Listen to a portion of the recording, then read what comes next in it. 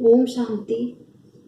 10 जून 2021 की मुरली है। बाबा ने कहा, मीठे बच्चे, अमर बाबा आया है तुम्हें ज्ञान का तीसरा नेत्र देने।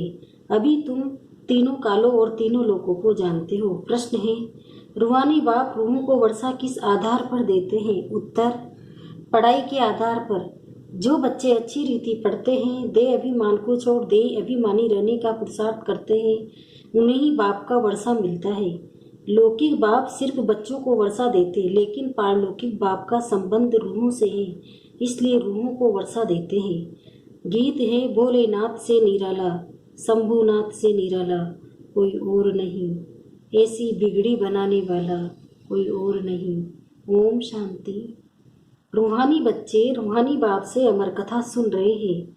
इस मृत्यु लोक से अमर लोक में जाने के लिए निर्वाण धाम को अमर लोक नहीं कहा जाता। अमर लोक जहाँ तुम अकाली मृत्यु को नहीं पाते हो, इसलिए उनको अमर लोक कहा जाता है। रूहानी बाप जिसको अमरनाथ कहा जाता है, जरूर अमर लोक में ले जाने के लिए मृत्यु लोक में कथा सुनाएंगे। 3 कथाएं भारत में ही मशहूर है। अमर कथा, सत्यनारायण की कथा, तीजरी की कथा। भक्ति मार्ग में तो तीसरी का अर्थ कोई समझते ही नहीं है। ज्ञान का तीसरा नेत्र सिवाय ज्ञान सागर अमर बाबा के कोई दे न सके, ये भी झूठी कथाएं सुनाते हैं। मीठे मीठे रूहानी बच्चे अब जान गए हैं कि हमको अब ज्ञान का तीसरा नेत्र मिल रहा है। जिस तीसरे नेत्र से तीनों कालों तीनों लोगों को तुम जान चुके हो, मूल वतन, सूक्ष्म वतन, स्थूल वतन के आदि मध्य अंत को भी जान चुके हो, इसलिए बच्चे अपने को त्रिकालदर्शी भी समझते हैं। तुम मीठे मीठे बच्चों, बिगड़ सृष्टि में कोई त्रिकालदर्शी नहीं होता। तीनों कालों अर्थात सृष्टि के आदि मध्य अंत को नहीं जानते। मूल वतन, सूक्ष्म वतन, स्थूल वतन को बहुत जानते हैं, परंतु तीनों कालों के आदि मध्य अंत को कोई नहीं जानते।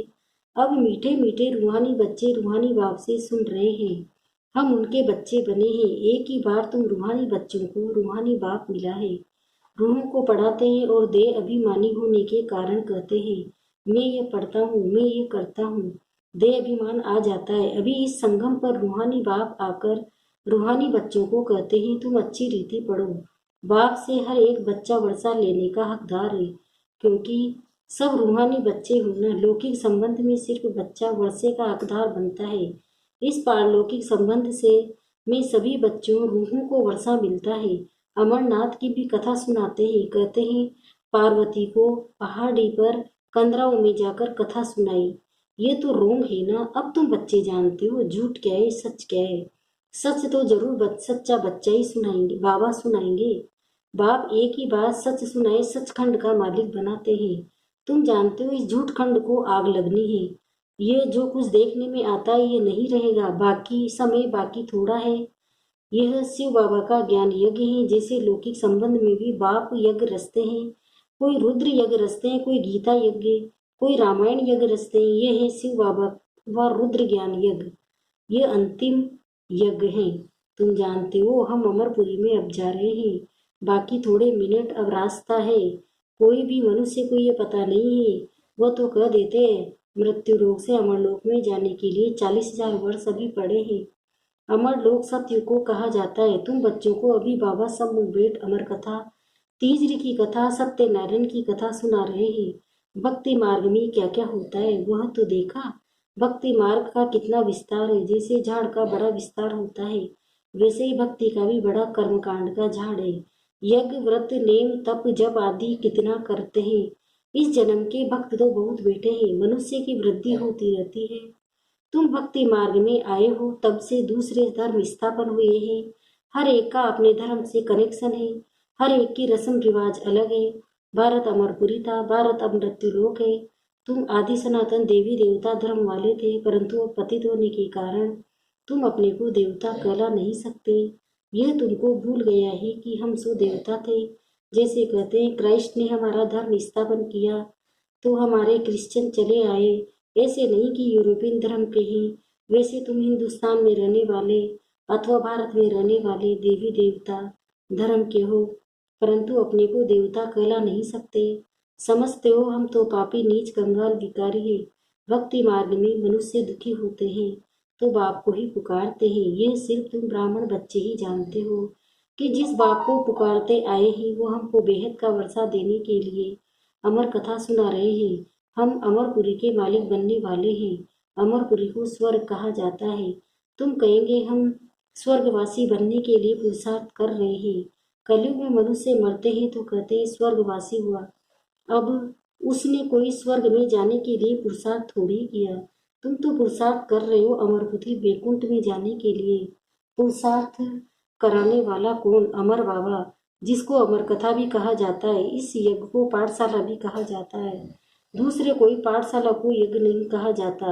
यज्ञ अलग रचे जाते हैं जिसमें ब्राह्मण लोग वेद मंत्र पढ़ते हैं। बाप कहते हैं ये तुम्हारा कॉलेज भी है, यज्ञ भी है, दोनों इकट्ठे। तुम जानते हो इस ज्ञान यज्ञ से विनाश ज्वाला प्रज्वलित हुई। इसमें सारी दुनिया स्वाहा हो जानी है, फिर नई दुनिया बननी है। इसका नाम ही है महामारी महाभारत लड़ाई। इस जैसी लड़ाई और कोई होती नहीं है। कहते युद्ध में मूसलों से लड़ाई हुई, तुम्हारे साथ लड़ाई तो है नहीं। इसको महाभारत लड़ाई क्यों कहते हैं? भारत में तो एक ही धर्म होता है ना। मौत तो बाहर है, यहाँ लड़ाई की तो बात ही नहीं है। बाप समझाते हैं तुम्हारे लिए नई दुनिया चाहिए तो जरूर पुरानी दुनिया का विनाश होगा। तुम बच्चों की बुद्धि में विराट रूप का भी सारा ज्ञान है, ये भी समझते हो। जो कल पहले आए थे वही आएंगे देवता बनने के लिए। बुद्धि का काम है यह। हम जिनके ब्राह्मण बने हैं अब फिर देवता बनेंगे। प्रजापिता ब्रह्मा भी गया हुआ है। परम पिता परमात्मा ब्रह्मा द्वारा मनुष्य सृष्टि रचते हैं, इसलिए ब्रह्मा को प्रजापिता कहते हैं। परंतु कैसे कब रचते हैं ये कोई नहीं जानते। क्या शुरू में मनुष्य नहीं है जिनको रचते हैं बुलाते हैं पतित पावन आओ? तो अब मनुष्य पतित होते हैं तब तो बाप आते हैं। दुनिया को बदलना है, तुमको बाप नई दुनिया का लायक बनाते हैं। अभी अब तमो प्रधान पुरानी दुनिया हो, फिर सतो प्रधान बनना है। बाप ने समझाया है हर एक मनुष्य मात्र को, हर चीज को सतो रजो तमो में आना होता है। दुनिया नई से पुरानी जरूर होती है। कपड़ा भी नया पहनते हैं फिर पुराना होता है। तुमको ज्ञान मिला है सच्ची सत्य नारायण की कथा अभी तुम सुन रहे हो। गीता है सर्व शस्त्र वही शिरोमणि, बाकी है उनके बाल बच्चे। जैसे ब्रह्मा की वंशावली वैसे गीता है मुख्य। ऊंचते ऊंच माँ बाप बाकी है बच्चे। अभी माँ बाप से वर्षा मिल सकता है, बाकी इतने ही शास्त्र पढ़े कुछ भी करे वर्षा न मिल सके। करके जो शास्त्र पढ़ते हैं उनकी बहुत कमाई होती है, वो तो हो गया अल्पकाल के लिए। यहाँ तुम बच्चे सुनते हो तो कितनी कमाई करते हो। 21 जन्म के लिए विचार करो। वह एक सुनाएंगे सब उनको पैसे देंगे। यहाँ बाप तुम बच्चों को सुनाते तुम 21 जन्म के लिए कितने साहूकार बनते हो। वहाँ सुनाने वाले की जेब भरती है। भक्ति मार्ग करना प्रवृत्ति मार्ग वालों का काम है। तुम हो प्रवृत्ति मार्ग वाले। तुम जानते हो स्वर्ग लोक में हम पूज्य थे, नहीं तो 84 जन्म का हिसाब कहाँ से आए। ये है रूहानी ज्ञान जो सुप्रीम रूप ज्ञान सागर से मिलता है। पतित पावन बाप ही सबके सदगति दाता है। हम बच्चों को अमर कथा सुना रहे हैं। जन्म जन्मांतर झूठी कथा सुनते आए हो, अब सच्ची कथा सुनकर तुम 16 कला संपूर्ण बनते हो। चंद्रमा को 16 कला संपूर्ण कहा जाता है, सूर्य के लिए नहीं कहते हैं। तुम जानते हो हम आत्माएं भविष्य में सर्वगुण संपन्न 16 कला संपूर्ण बनेंगे। फिर आधा कल्प के लिए उन्हों में खाद पड़ जाती है। अभी तुम समझते हो हम फिर से सर्वगुण संपन्न 16 कला संपन्न सो देवता फिर से बन रहे हैं। हम आत्माएं पहले अपने घर जाएंगे, फिर हम शरीर धारण कर देवता बनेंगे, फिर चंद्रवंशी घराने में आएंगे। 84 जन्मों का हिसाब किताब चाहिए। किस युग में किस वर्ष में कितने जन्म हुए। बाप ने 84 जन्मों की सच्ची सच्ची कथा सुनाई है। तुम बच्चों को कहेंगे तुम भारतवासी 84 जन्म लेते हो। अपने को एक तो ब्राह्मण समझना पड़े। मम्मा बाबा कहते हो ना, वर्षा शिव बाबा से लेते हो ब्रह्मा बाबा द्वारा। ब्रह्मा भी उनको हो गया, ब्रह्मा से वर्षा मिल न सके ये भी भाई हो गया। यह शरीरधारी है ना, तुम सब बच्चे वर्षा उनसे लेते हो। इन ब्रह्मा से नहीं, जिससे वर्षा नहीं पाना है उनको याद नहीं करना है। एक शिव बाबा को याद करना है। उनको ही कहते तुम माँ पिता हम बालक तेरे। तुम इनके पास आते हो तो बुद्धि में रहता है हम शिव बाबा के पास जाते हैं। यदि शिव बाबा को ही करना है। आत्मा बिंदी है, उसमें 84 जन्म का पाठ मुंदा हुआ है। आत्मा वृक्ष के बीच में रहती है, उड़ती भी सेकंड में है। आत्मा एक शरीर छोड़ दूसरा लेती है। वृक्ष के बीच जय विराजमान होती है। बुद्धि में समझ है, हमारी आत्मा ऐसी है।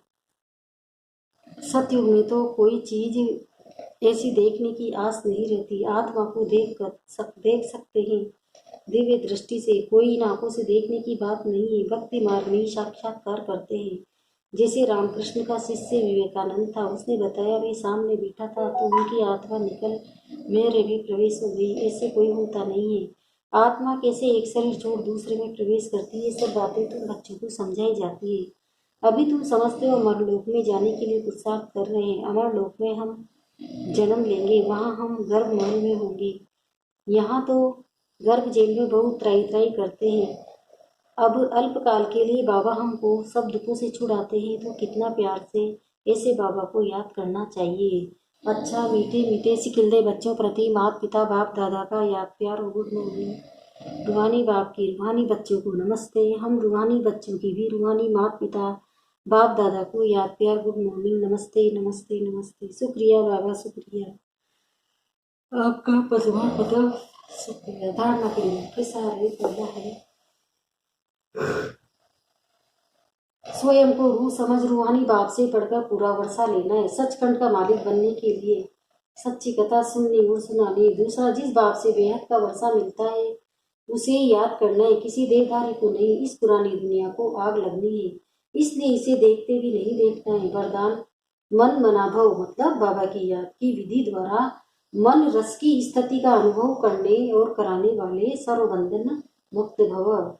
अब इसका विस्तार बता रहे बाबा। जो बच्चे लोहे की जंजीर और महीन धागों के बंधन को तोड़ बंधन मुक्त स्थिति में रहते हैं, जो कलयुगी स्थूल वस्तुओं की रचना व मन के लगाव से मुक्त हो जाते हैं। उन्हें देह अभिमान व देह की पुरानी दुनिया की कोई भी वस्तु जरा भी आकर्षित नहीं करती। जब कोई भी कर्म इंद्रिय के रस अर्थात विनाशी रस की तरफ आकर्षण न हो, तब अलौकिक अतीन्द्रिय सुख व मन रस स्थिति का अनुभव होता है।